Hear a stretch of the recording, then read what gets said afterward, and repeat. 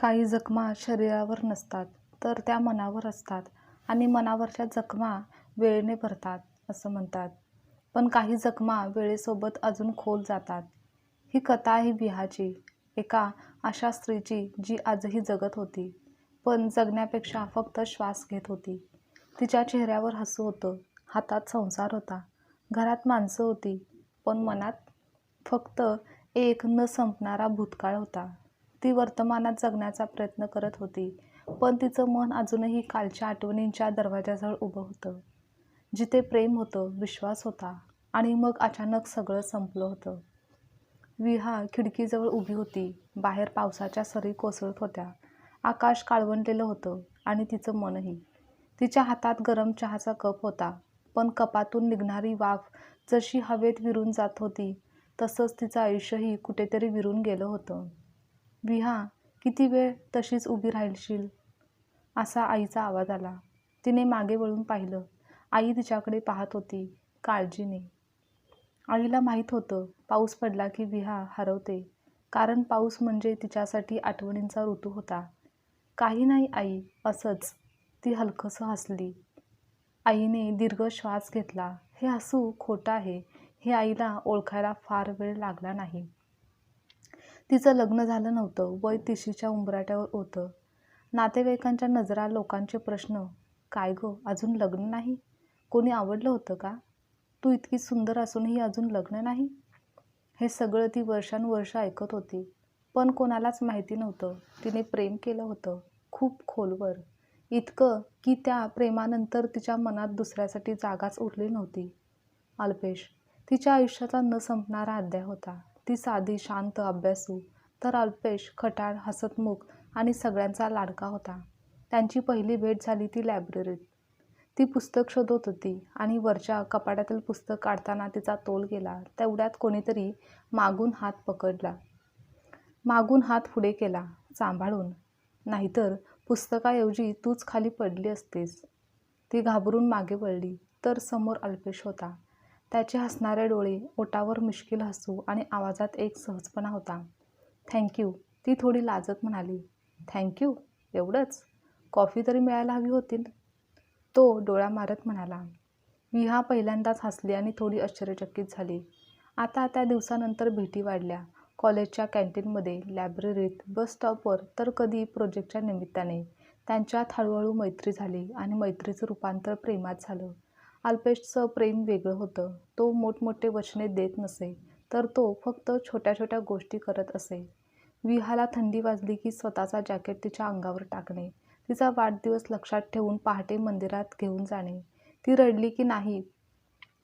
रडली की काहीही न बोलता तिच्या बाजूला बसणं, ती नाराज झाली की वहीच्या पानावर छोटं कार्टून काढून तिला हसवणं. तेव्हा तो तिला म्हणायचा, विहा, प्रेम म्हणजे मोठे डायलॉग नाहीत. प्रेम म्हणजे तू शांत असलीस तरी तुझं मन ऐकू येणं. आणि तिला वाटायचं, बस, यापेक्षा जास्त काही नको. आता याच्यासोबतच आयुष्य काढायचं. असेच कॉलेजची काही वर्ष गेली. त्यांचं कॉलेज संपलं, शिक्षण पूर्ण झालं. दोघांनी नोकऱ्यांसाठी प्रयत्न सुरू केले. अल्पेशला पुण्यात नोकरी मिळाली, तर विहाला मुंबईत नोकरी लागली. त्यामुळेच त्यांच्यात लांब अंतर आलं, पण जवळ मन होतं. रोज रात्री फोन, व्हिडिओ कॉल, सकाळचे मेसेज, राग, लाड, भांडण, समजुती, सगळं काही होतं. आपण लग्न कधी करायचं? एकदा विहाने विचारलं. ते ऐकून अल्पेश शांत झाला. अजून 2 वर्ष. मला थोडं स्थिर व्हायचंय. आपल्यासाठी छोटंसं घर घ्यायचंय. त्या घराच्या खिडकीतून पाऊस दिसायला हवा, कारण तुला पाऊस खूप आवडतो. तिच्या डोळ्यात पाणी आलं. मला घर नको अल्पेश, तू हवा आहेस. तो हसला. घरात मी असणारच ना वेळी. असेच ते दोघं भविष्यात हरवून जायचे. किचनमध्ये कोण चहा करणार? भिंतीचा रंग कोणता असणार? पहिल्या दिवाळीत काय करायचं? मुले झाली तर नावं काय ठेवायची? त्यांची अशी स्वप्न होती, निरागस, सुंदर, पण जिवंत. आज तो दिवस अजूनही विहाच्या नसानसात जिवंत होता. श्रावणातील पावसाळी संध्याकाळी एक दिवस अल्पेशने फोन केला होता. विहा, उद्या येतोय मुंबईला तुझ्यासाठी, सरप्राईज आहे. काय? ती हसत म्हणाली. अगं उद्या सांगतो, पण एक हिंट, तुझ्या बाबांशी बोलायचंय. तिचं हृदय धडधडलं. खरंच? हो. आता पळून जाऊ नकोस Alpesh. I love you. I love you too Viha. उद्या भेटू. खरं तर तो त्यांचा शेवटचा कॉल होता. त्या रात्री तिने खूप स्वप्न पाहिली. आईला सांगायचं, बाबांना सांगायचं, मग घरात लग्नाची चर्चा होणार, उद्या अल्पेश येणार म्हणून ती खूप आनंदात होती. पण दुसऱ्या दिवशी सकाळी फोन वाजला. अनोळखी नंबर होता. हॅलो, तुम्ही विहा बोलताय? हो, मी पुणे सिटी हॉस्पिटलमधून बोलते. अल्पेश घाटगे, त्यांचा काल रात्री अपघात झाला आहे. हे ऐकताच विहाच्या हातातून फोन खाली पडला. काय? नाही नाही, तुम्ही चुकीचा नंबर. ती किंचाळली, पण सत्य समोर उभं होतं. अल्पेश या जगाचा निरोप घेऊन गेला होता. एक ट्रकची धडक, पावसात घसरलेली कार, रात्रीचा रस्ता आणि एका क्षणात सगळं संपलं होतं. विहा जेव्हा हॉस्पिटलमध्ये पोहोचली तेव्हा त्याच्या चेहऱ्यावर पांढरी चादर होती. तिने थरथरत्या हाताने ती चादर बाजूला केली, तर तोच चेहरा, तेच ओठ, तेच कपाळ, पण हसू नव्हतं, श्वास नव्हता, जीव नव्हता. त्याला अशा अवस्थेत पाहून ती कोसळली. उठ ना अल्पेश. ती त्याच्या छातीवर डोकं ठेवून रडत म्हणाली. तू म्हणाला होतास ना उद्या भेटू. मी आले, उठ ना. हॉस्पिटलच्या भिंतीही त्या दिवशी रडल्या असतील, इतक्या तिला दुःख आणि वेदना झाल्या होत्या. त्यानंतर तिचं जग थांबलं. पण वेळ नाही. अल्पेशचे अंत्यसंस्कार झाले. लोक आले, सांत्वन झालं, धीर धर, देवाची इच्छा, वेळ सगळं भरून काढते, असं लोक बोलून निघून गेले. पण विहाच्या आयुष्यात वेळ थांबली होती. ती खोलीत स्वतःला बंद करून बसू लागली. फोन बंद, कॉलेजचे फोटो, मेसेजेस, गिफ्ट्स सगळं समोर ठेवून रडत बसायची. अल्पेशचा शेवटचा मेसेज, उद्या भेटू. तो मेसेज ती दिवसातून 100दा वाचायची. आई दार ठोठावायची. विहा चल, जेवायला चल. तरी ती म्हणायची, भूक नाही. बाबा शांतपणे बाहेर बसायचे. मुलगी तुटताना बघणं हे वडिलांसाठी सर्वात मोठं दुःख असतं. एका रात्री आईने तिच्या खोलीत जाऊन पाहिलं. विहा जमिनीवर बसली होती. हातात अल्पेशचा फोटो, डोळे सुजलेले, ओठावर एकच प्रश्न, आई, तो मला सोडून का गेला? पण आईकडे उत्तर नव्हतं. ती फक्त तिला मिठी मारून रडली. असेच काही महिने गेले, मग वर्षही गेले. विहा बाहेरून सावरली, नोकरीला जाऊ लागली, घरात बोलू लागली. तेव्हा लोकांना वाटलं की ती आता ठीक आहे. पण खरं काय होतं? ती फक्त अभिनय करत होती. ऑफिसमध्ये कोणी कॉफी म्हटलं की तिला अल्पेश आठवायचा. पावसात भिजणारे जोडपं दिसलं की ती बाजूला व्हायची. कोणाच्या लग्नाचे कार्ड आलं की तिचं मन तुटायचं. तुझं लग्न कधी? या प्रश्नाने तिच्या छातीत काटे उभे राहायचे. तिच्या आईने त्या दरम्यान 2-3 स्थळं आणली होती. बाळा, सगळं आयुष्य असंच नाही जगायचं, आई प्रेमाने म्हणायची. विहा मात्र शांतपणे उत्तर द्यायची, आई, माझं आयुष्य त्या दिवशीच संपलं. असं बोलू नको. मग काय बोलू? मी कुणाशी लग्न करू? ज्याच्यावर प्रेम केलं तोच नाही. दुसऱ्याला काय देऊ मी? शरीर, नाव, जबाबदारी. पण मन तर अजूनही त्याच्याकडेच आहे. आई निशब्द झाली. त्याच काही दिवसांनी अखेर एक दिवस अनपेक्षितपणे दारात कोणीतरी आलं. आईने दार उघडलं तर समोर मध्यमवयीन स्त्री होती. तिच्या डोळ्यात वेदना आणि हातात पिशवी होती. मी, अल्पेशची आई. विहाने आतून आवाज ऐकला आणि ती थरथरली. ती हळूहळू बाहेर आली. अल्पेशच्या आईला पाहताच तिचे डोळे भरून आले. दोघी एकमेकींकडे पाहत राहिल्या. मग अचानक अल्पेशची आई पुढे आली आणि विहाला घट्ट मिठी मारली. बाळा, एवढंच म्हणत त्या रडू लागल्या. त्या दिवशी दोघीही तासनतास बोलल्या. अल्पेशच्या लहानपणीच्या गोष्टी, त्याची हट्ट, त्याचे फोटो, त्याची डायरी. हो, अल्पेश डायरी लिहायचा. अल्पेशच्या आईने एक वही विहाच्या हातात दिली. हे त्याच्या वस्तूमध्ये सापडलं. कदाचित हे तुझ्याकडे असावं. विहाचे हात थरथरले. त्या रात्री तिने डायरी उघडली. पहिल्याच पानावर लिहिलं होतं, विहासाठी. जर कधी मी तिला सगळं स्वतः सांगू शकलो नाही, तर ही डायरी तिला माझं मन सांगेल. विहाचा श्वास अडकला. तिने पुढचं पान उघडलं. आज विहा पहिल्यांदा मला रागावली, कारण मी तिला पावसात भिजवलं. रागावलेली असते तेव्हा अजून सुंदर दिसते. विहाच्या ओठावर नकळत हसू आलं आणि डोळ्यात पाणीही. पान पुढे सरकत गेली. ती मला विचारते, मी इतकं का प्रेम करतो? पण उत्तर सोपं आहे, कारण ती मला माझ्यापेक्षा जास्त समजते. आज तिचा वाढदिवस. मी तिला काही मोठं गिफ्ट दिलं नाही, पण एक दिवस मी तिला माझं आडनाव देईन. तेच तिच्यासाठी सर्वात मोठं गिफ्ट असेल. विहा खूप रडली. पुढे एका पानावर तारीख होती, अपघाताच्या आदल्या दिवसाची. उद्या मुंबईला जातोय, तिच्या बाबांशी बोलणार. मी घाबरलोय, पण खुशही आहे. आता अजून माझ्या विहाला वाट पाहायला लावणार नाही. आता ते योग्य नाही. तिने खूप काही गमावलंय आयुष्यात. आता तिला फक्त जपायचं आहे. जर देवाने साथ दिली तर उद्यापासून तिचं आयुष्य बदलणार आहे. आता शेवटची ओळ, विहा. जर कधी काही अनपेक्षित झालं तर एकच लक्षात ठेव, तू माझं अपूर्ण स्वप्न नाहीस, तू माझं सर्वात सुंदर सत्य आहेस, तू जग माझ्यासाठी सुद्धा. विहाने डायरी छातीशी धरली आणि ती रात्रभर रडत राहिली. आज पहिल्यांदाच अल्पेशच्या आठवणीने तिला फक्त जखम दिली नाही, तर एक प्रश्न दिला. तो नसला तरी मी जगू शकते का? त्या रात्रीनंतर डायरी वाचल्यानंतर काही दिवस विहा शांत झाली, पण शांतता म्हणजे स्वीकार नव्हता. ती अजूनही अल्पेशच्या आठवणीतच जगत होती. त्याच्याशी बोलल्यासारखं करायची, त्याचा फोटो समोर ठेवून चहा घ्यायची, त्याच्या मेसेजेस डिलीट करायला नकार द्यायची. एकदा तिची मैत्रीण भेटायला आली. विहा, मी काही बोलू का? हां, बोल ना. तू त्याच्यावर प्रेम करतेस हे खूप सुंदर आहे, पण तू स्वतःलाच शिक्षा करतेस. विहाचा चेहरा कठोर झाला. म्हणजे तुला वाटतं मी विसरू त्याला? नाही, विसरू नकोस, पण आठवणीत जगणं आणि आठवणीसोबत जगणं यात फरक असतो. विहा शांत झाली. तिची मैत्रीण पुढे म्हणाली, तू भूतकाळाला धरून बसली आहेस. जणू त्याला सोडलंस तर अल्पेशला धोका दिलास असं वाटतंय तुला. हे वाक्य तिच्या हृदयात घुसलं. हो, तिला खरंच तसंच वाटत होतं. कारण जर ती हसली तर अल्पेशची बेईमानी होईल, जर ती पुढे गेली तर प्रेम कमी झालं असेल असं तिला वाटत होतं, जर ती दुसऱ्यांशी बोलली तर विश्वासघात. तेव्हा मैत्रिणीने तिला समजावलं आणि एका समुपदेशाकडे घेऊन गेली. विहाला सुरुवातीला राग आला. मी वेडी नाहीये. मैत्रीण हसली. अगं, वेड असणं आणि दुखावलं जाणं असणं वेगळं असतं. समुपदेशक होती डॉक्टर गिरिजा. अतिशय शांत चेहरा, समजूतदार आवाज होता. पहिल्या भेटीत विहा काही बोललीच नाही. डॉक्टर गिरिजा म्हणाली, ठीक आहे, आज काही बोलायचं नसेल तर नका बोलू, पण फक्त एवढं सांगा, तुम्ही अजूनही कोणाची वाट पाहताय का? विहाचे डोळे भरून आले. ती पहिल्यांदाच अनोळखी व्यक्तीसमोर रडली. हो, मी अजूनही त्याच्या उद्याची वाट पाहते. गिरिजा काही क्षण शांत राहिली. मग आपण तेथूनच सुरुवात करूयात. समुपदेशांचे अनेक सत्र झाले. गिरिजाने विहाला तिच्या भावना नावाने ओळखायला शिकवलं. दुःख, राग, रिकामेपणा, गिल्ट, भीती आणि अस्वीकार.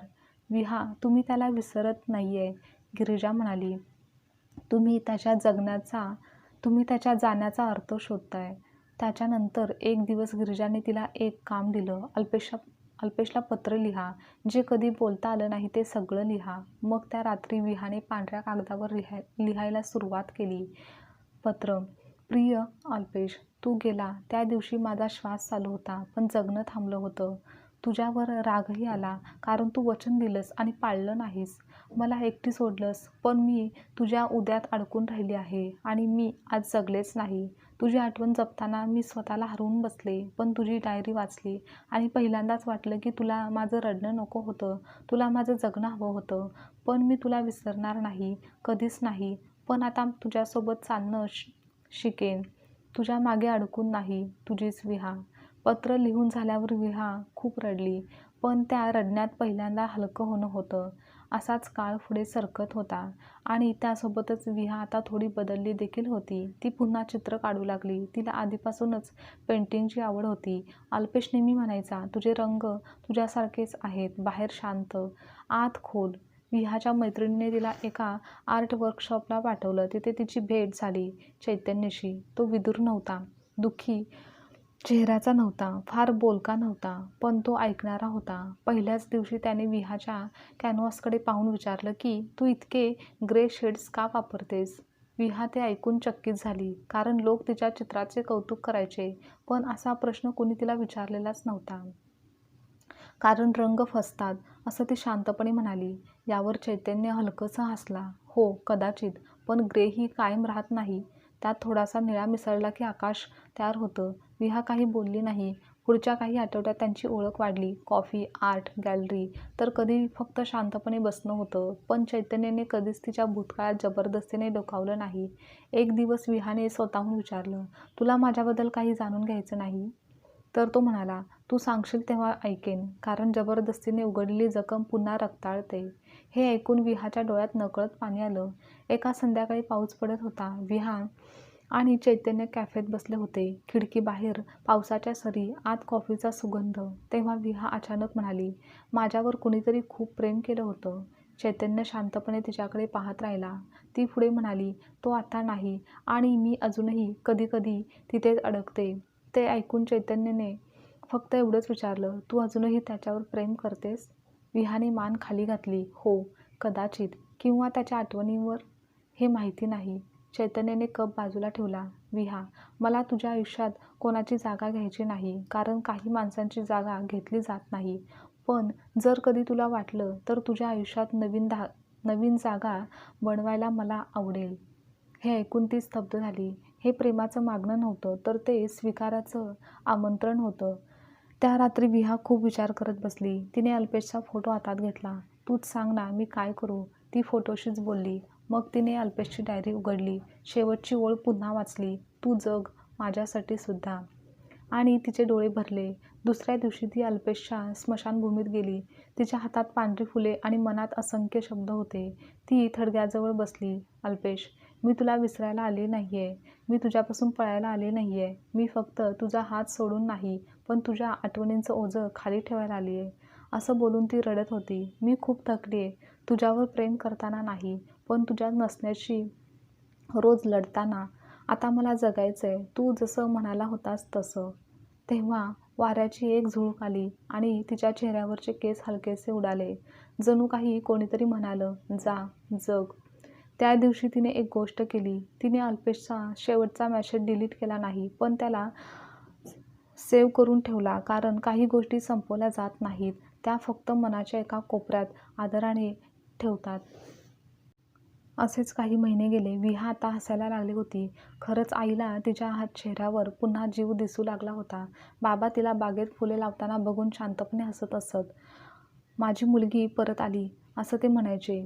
आईने एकदा बाबांना कुजबुजून म्हटलं. विहाने एक छोटंसं आर्ट स्टुडिओ सुरू केले. उद्या, हे नाव पाहून तिच्या मैत्रिणीच्या डोळ्यात पाणी आलं. हे नाव? विहा हसली. कारण मी अनेक वर्ष एका उद्याची वाट पाहिली, पण आता ठरवले की इतरांच्या उद्याला रंग द्यायचे. त्या स्टुडिओत ती लहान मुलांना चित्रकला शिकवू लागली. स्त्रियांसाठी थेरप्युटिक आर्ट सेशन घेऊ लागली. दुःखातून बाहेर पडणाऱ्या लोकांना रंगातून स्वतःला व्यक्त करायला शिकवू लागली. तेव्हा तिला जाणवलं की तिची जखमच तिची ताकद बनत होती. तर चैतन्य अजूनही तिच्या आयुष्यात होता, पण घाई नव्हती, कोणतंच मागणं नव्हतं आणि दबाव देखील नव्हता. एक दिवस तो म्हणाला, विहा, उत्तर आजच नको, पण मला एवढंच सांग, तुझ्या आयुष्यात माझ्यासाठी जागा आहे का?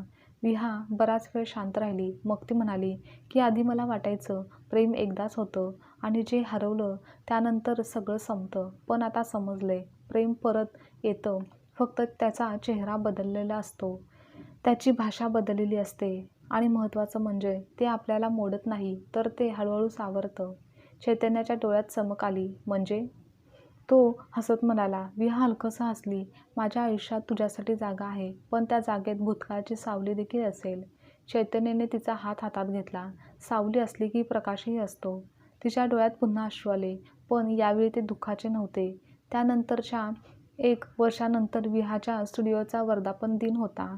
भिंतीवर चित्र, रंग, मुलांचा गोंधळ आणि आईबाबांच्या चेहऱ्यावर समाधान होतं. सोबतच भिंतीच्या एका कोपऱ्यात एक छोटासा फ्रेम होता. त्यात लिहिलं होतं की काही माणसं आयुष्यातून जात नाहीत, ती रूप बदलून आपल्याच मध्येच राहतात. त्या फ्रेमखाली एक छोटा फोटो होता, अल्पेशचा होता. आणि विशेष म्हणजे चैतन्याने तो फोटो स्वतः तेथे ठेवला होता. विहाने त्याच्याकडे पाहिलं. थँक्यू, ती हळूच म्हणाली. चैतन्य म्हणाला, तुझ्या आयुष्याचा इतिहास पुसून भविष्य लिहायचं नसतं. दोन्ही एकत्र असतात तेव्हाच कथा सुंदर होते. विहाने डोळे मिटले. तिला आठवलं की पावसात भिजलेले कॉलेजचे दिवस, लायब्ररीमधील पहिली भेट, हॉस्पिटलचा थंडगार स्पर्श, रात्रभर रडलेले दिवस, डायरी, पत्र, समुपदेशन, आर्ट स्टुडिओ आणि चैतन्य. हे सगळं आठवून पहिल्यांदाच तिला जाणवलं की भूतकाळात अडकलेली ती आता भूतकाळाला कवटाळून वर्तमानात जगायला शिकली होती. विहाच्या आयुष्यात आता हळूहळू शांतता परत यायला लागली होती. अल्पेशची आठवण अजूनही होती, पण आता ती तिला फक्त रडवत नव्हती, तर तिला जगायला शिकवत होती. चैतन्य आताही तिच्या आयुष्यात होता, पण त्याने कधीच अल्पेशची जागा घेण्याचा प्रयत्न केला नाही. तर उलट त्याने विहाच्या मनातल्या त्या न भरलेल्या जखमेचा आदर केला. खरंच आहे, काही प्रेमकथा लग्नात संपत नाहीत, काही प्रेमकथा मृत्यूनेही संपत नाहीत, तर त्या आपल्या आत जगत राहतात, आठवण बनून, वेदना बनून, कधी प्रेरणा बनून. विहाने अल्पेशला विसरलं नाही, ती त्याच्याशिवाय जगायला शिकली आणि हेच खरं ध्येय असतं. भूतकाळ सोडणं म्हणजे विसरणं नसतं, तर त्या आठवणींना अश्रूपासून उचलून आदराने मनात ठेवणं असतं. आणि काही जखमा कधी पूर्ण भरत नाहीत, पण त्याच्यासोबत जगता येतं. प्रेम हरवलं म्हणून आयुष्य संपत नाही. पुढे जाणं म्हणजे मागचं पुसणं नाही. आणि सर्वात महत्त्वाचं म्हणजे ज्यांनी आपल्यावर खरं प्रेम केलेलं असतं त्यांना आपलं रडणं नाही, तर आपलं जगणं हवं असतं. आजची कथा तुम्हाला आवडल्यास लाईक, शेअर, कमेंट करा आणि चॅनलवर नवीन असाल तर चॅनलला सबस्क्राईबसुद्धा नक्की करा.